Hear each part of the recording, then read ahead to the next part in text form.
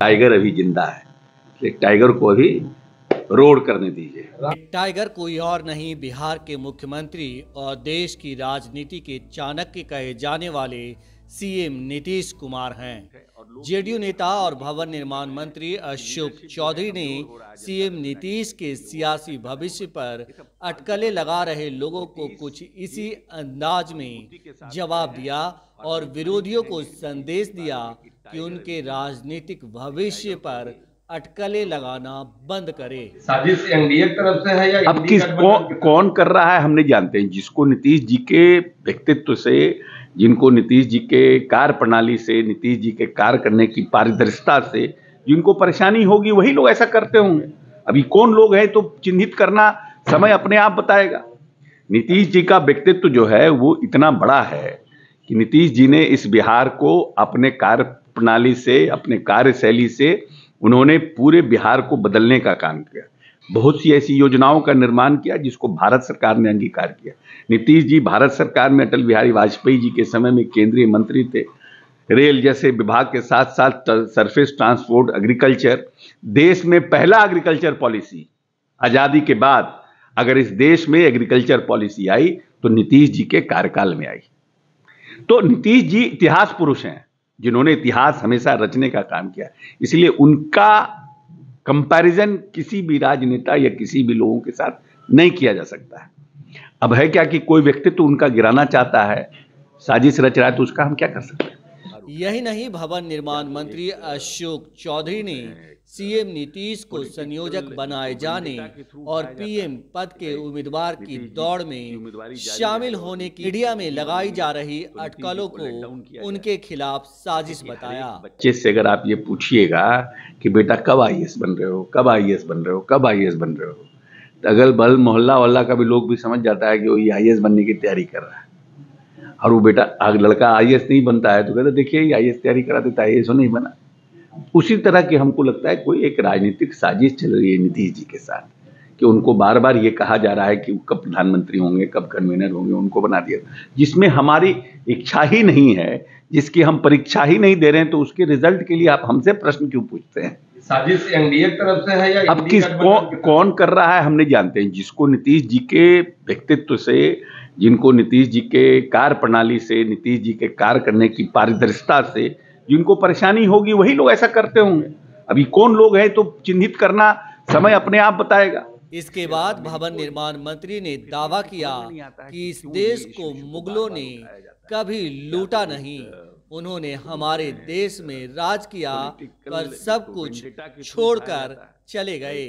इस देश को अंग्रेज लूट कर ले गए और उसी के नक्शे कदम पर बीजेपी चल रही है और धर्म के नाम पर जनता को गुमराह करने का काम कर रही है। काल में हिंदुओं को दबाने का काम किया और इस्लाम को बढ़ाने का काम किया, फिर अंग्रेज आए, उन्होंने हमें लूटने का काम किया। तो देश में राजनीति को करने के लिए हमें जो गरीब लोग हैं, जो शोषित हैं, जो वंचित हैं, जिसमें संविधान में बाबा साहब ने जिनको प्रावधान किया है, उनको सशक्त और मजबूत बनाने की योजना बननी चाहिए।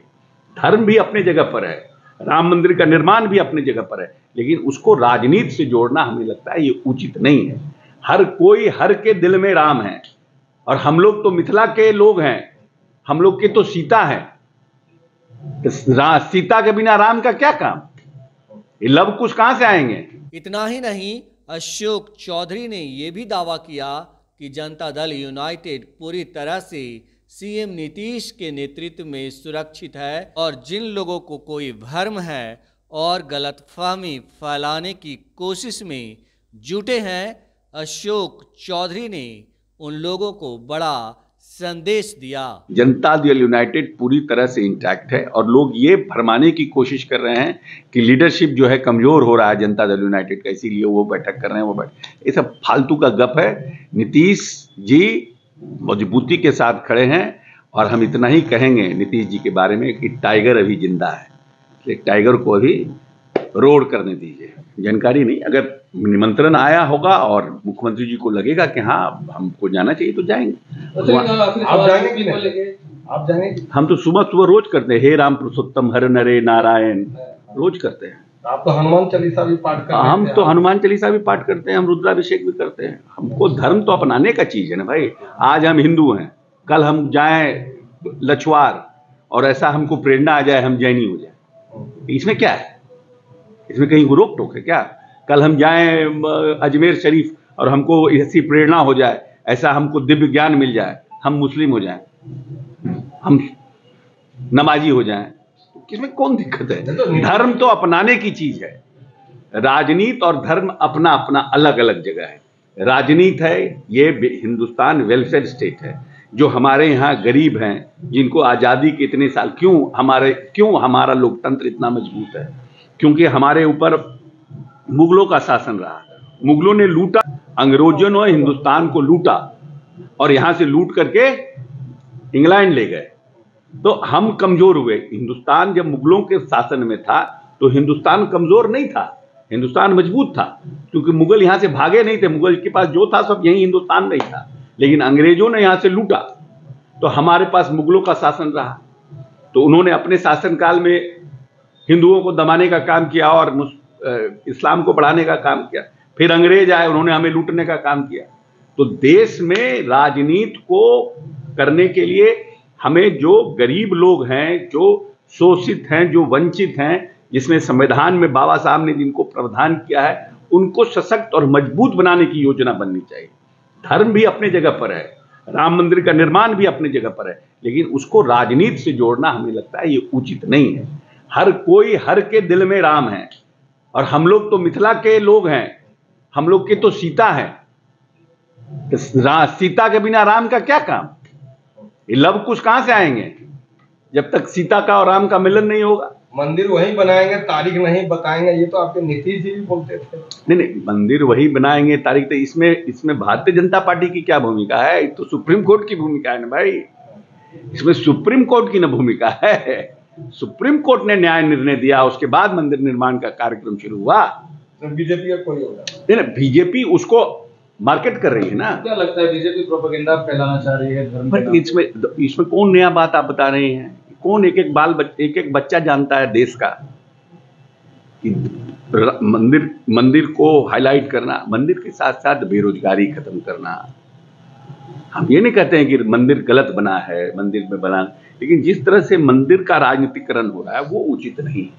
हमको इस प्रदेश में, देश में जो अरहर का दाल 65 रुपया 85 रुपये किलो था, आज 165 रुपया हो गया। उस पर भी चिंतन की आवश्यकता है ना। जो व्यक्ति के घर में खाना नहीं बन रहा है, जो व्यक्ति 6 महीना 8 महीना से दाल खाया नहीं है, वो भूखे पेट भगवान राम को कैसे बचेगा? जिस यहाँ बेरोजगारी अपने प्रकाष्ठा पर है, जिस देश में बेरोजगारी अपने प्रकाष्ठा पर है, आप आउटसोर्स पर सभी नौकरियों को, जो सेना में भी नौकरी उसको भी आपने आउटसोर्स कर दिया।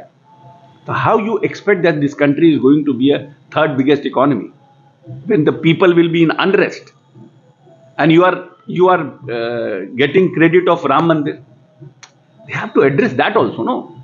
उस गरीब के घर को भी तो देखिए, बेरोजगारी भी तो खत्म करिए। भगवान राम के मंदिर के दिन बेरोजगारी खत्म करने का ऐलान, बेरोजगारी खत्म करने का ऐलान, जो हमारा रिजर्वेशन का बैकलॉग है उसके लिए आरक्षण पे नौकरी देने का, ये सब साथ में होता तब तो भगवान राम के मंदिर का उत्साह दुगना तिगुना होता। ये सब के लिए तो भूखे पेट भजन न हो गोपाला। ये सब के लिए तो जातिगत महंगाई खत्म हो जाएगा, बेरोजगारी खत्म हो जाएगा। नहीं, जातिगत गणना के साथ बेरोजगारी और महंगाई नहीं खत्म होगी। बेरोजगारी और महंगाई खत्म करने के लिए जातिगत निर्णय के बाद योजनाओं का निर्माण और बजट का प्रावधान करने में आपको सुविधा होगी, जिससे कि उनके लिए योजना बने। क्या क्या क्या कारण है कि देश के आजादी के इस 74-75 वर्ष बाद भी 94 लाख लोग गरीबी रेखा से नीचे हैं और 45% दलित उसमें नीचे हैं, 36% अति पिछड़ा नीचे है? क्या कारण है? क्यों देश की इतनी बड़ी राजस्व सिर्फ 5% लोगों के हाथ में ही है? ये सब तो चिंता और चिंतन का विषय है ना। अगर आप राजनीति करते हैं, समाज को कुछ देना चाहते हैं, तो इन सब चीजों के ऊपर भी चिंतन करने की जरूरत है ना। कि एक बड़ा सेक्शन जो आपका है वो क्यों इतने साल आजादी के बाद भी अंडरेस्ट पड़ा हुआ है? क्यों इस देश में नक्सलिज्म बढ़ता है? क्या कारण है नक्सलिज्म बढ़ने का? क्योंकि आप उनको प्रॉपर एड्रेस नहीं कर पा रहे हैं, तो उनमें अनरेस्ट है। अच्छा सर, जिस तरह वो व्यक्ति अल्पसंख्यक है, वो व्यक्ति क्या है, उससे ज्यादा इंपॉर्टेंट है वो व्यक्ति इंडिपेंडेंट चुनाव लड़ा, उसको वोट आया, वो इलेक्टेड मुखिया है, उसने इच्छा जाहिर की कि हम नीतीश जी के साथ काम करना चाहते हैं, उसको ज्वाइन करा रहे हैं। कुशवाहा जी फिर से आने वाले हैं सर, कयास लगाया जा रहा है। कुछ अगली बार करीब रहने दीजिए सर, एक के बाद कुछ जमुई से मोहम्मद अंजुम आलम की रिपोर्ट।